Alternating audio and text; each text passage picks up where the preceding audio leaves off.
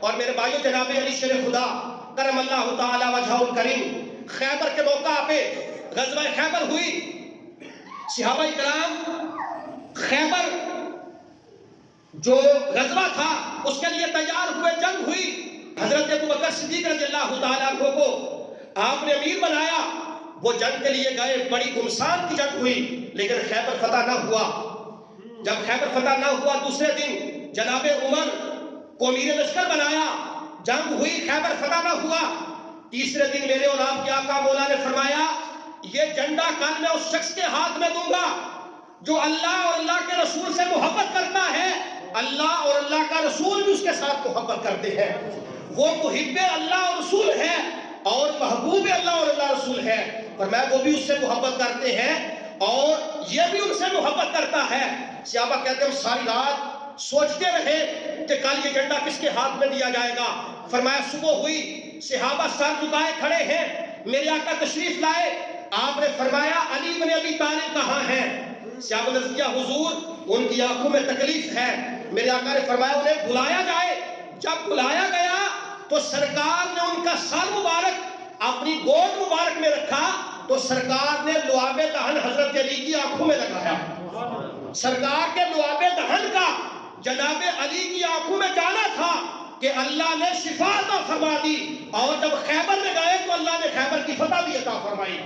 میرے بھائیو حضرت علی شیر خدا جب خیبر میں پہنچتے ہیں تو خیبر کا جو بہت بڑا کافر تھا اس کا نام تھا مرحب, آپ کے سامنے آیا تو کہنے لگا میں مرحب ہوں, مجھے آج تک کوئی ہرا نہیں سکا.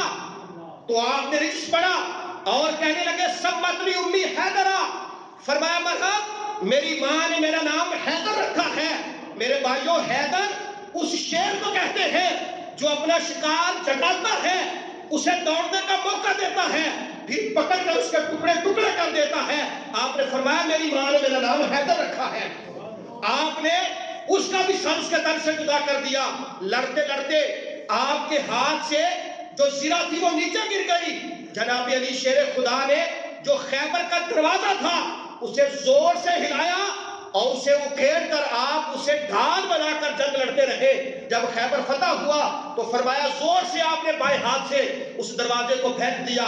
صحابہ کہتے ہیں ہم 8 لوگ بائی خلاف روایت کے 40 لوگ اس کو اٹھانے کی کوشش کرتے تھے, ہم سے وہ ہلتا بھی نہیں تھا.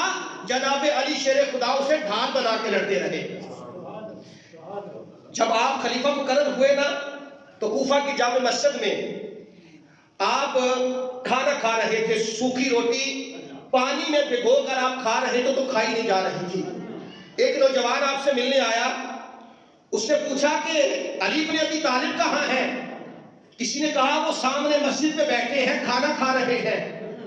اس نے غور سے دیکھا اور دل میں خیال کیا کہ یہ بابا جی ان سے سوکھی روٹی کھائی نہیں جا رہی, خیبر کا اتنا بڑا دروازہ کیسے اکھیڑ دیا تھا؟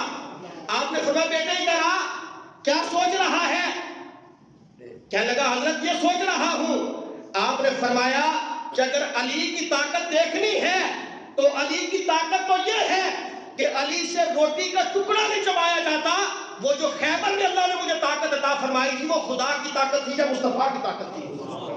یعنی وہ اتنے ظرف کے اعلیٰ ظرف کے لوگ ہوتے تھے, جس کا کھاتے تھے اسی کے گن گایا کرتے تھے.